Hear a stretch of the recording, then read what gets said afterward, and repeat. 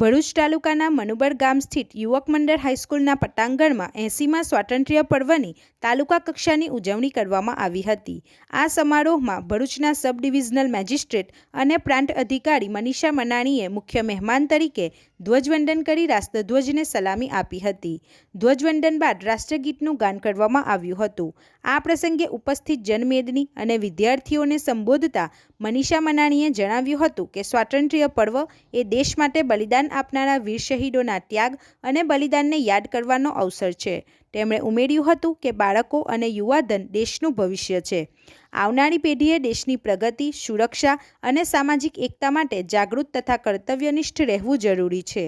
તેમણે વિદ્યાર્થીઓને શિક્ષણની સાથે રાષ્ટ્રપ્રેમ, સંસ્કાર અને દેશ પ્રત્યેની જવાબદારીનું સિંચન કરવા આહ્વાન કર્યું હતું। કાર્યક્રમનું આયોજન ભરૂચ ગ્રામ્યના મામલતદાર અને એક્ઝિક્યુટિવ મેજિસ્ટ્રેટ માધવી મિસ્ત્રીના માર્ગદર્શન હેઠળ કરવામાં આવ્યું હતું।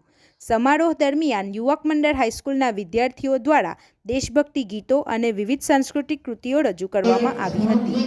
આ પ્રસંગે સ્થાનિક અગ્રણીઓ, પંચાયતના સરપંચ સહિત સભ્યો, વહીવટીતંત્રના અધિકારીઓ, શિક્ષકગણ, વિદ્યાર્થીઓ તથા મોટી સંખ્યામાં ગ્રામજનો ઉપસ્થિત રહી રાષ્ટ્રીય પર્વની ઉજવણીમાં સહભાગી બન્યા હતા। રિપોર્ટર સરફરાજ પઠાણ સાથે ગુજરાત અદ્ભુત ન્યૂઝ ગુજરાતી। આપ સૌને આજના પર્વની ખૂબ ખૂબ શુભકામનાઓ પાઠવું છું। ખૂબ ખૂબ શુભેચ્છા આપ સૌને। આજે જ્યારે સમગ્ર ભારત દેશ આઝાદીનું આ પર્વ હર્ષોલ્લાસ સાથે ઉજવી રહ્યું છે, ત્યારે ભરૂચ તાલુકાના અતિ સન્માનનીય અને પ્રગતિશીલ ગામ એવા મનુબર ગામ ની આ પવિત્ર ધરતી પર તિરંગો લહેરાવવાનું આપે જે મને ઉપસ્થિત રહેવાનું આમંત્રણ આપ્યું છે, તે બદલ હું ખૂબ ગર્વની લાગણી અનુભવું છું। હું ખૂબ આનંદ અનુભવું છું। આજનો આ દિવસ માત્ર ઉત્સવનો દિવસ નથી, પરંતુ કૃતજ્ઞતા વ્યક્ત કરવાનો દિવસ છે।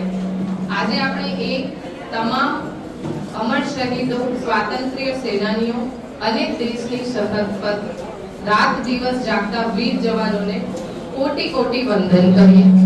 કહેવાય છે ને કે આઝાદી આપણે એમ જ નથી મળી, આપણે એની ખૂબ મોટી કિંમત ચૂકવી છે। ઘણા બલિદાનો આપ્યા છે ત્યારે આપણે આઝાદી મળી। આ માટે આપણે ઘણું બધું ગુમાવ્યું પણ છે। પૂજ્ય મહાત્મા ગાંધી તરફ જઈ રહ્યા છે, જેની લગભગ દરેક જે કર્મયોગીઓ છે, મતલબ સરકારી સેવામાં છે, એવા લોકો આ ક્ષણની રાહ જોતા હોય છે। 15મી ઓગસ્ટ અને 26મી જાન્યુઆરીએ એમનું સન્માન કરીને તંત્ર તેમના પ્રત્યે આભારની લાગણી વ્યક્ત કરે છે। સૌપ્રથમ આજના જે આયોજક છે યુવક મંડળ શાળા, હું એમનું અભિવાદન કરીશ અને આભાર માનીશ। ખૂબ સરસ કાર્યક્રમનું આયોજન કરું અને બાળકોની કૃતિઓ પણ ખૂબ સરસ રહી। 3 શાળાઓએ અને ખાસ કરીને નાના ભૂલકાઓએ ખૂબ સરસ પ્રદર્શન કર્યું। દેશભક્તિનો એક અનોખો માહોલ બની ગયો, એ માટે તમામ શાળાના શિક્ષકોને અભિનંદન આપીશ।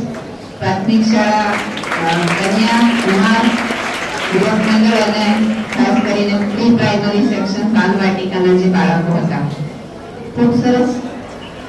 આસપાસ બનતી ઘટનાના સમાચાર જોવા માટે ગુજરાત અદ્ભુત ન્યૂઝ ગુજરાતીને લાઈક કરો, શેર કરો।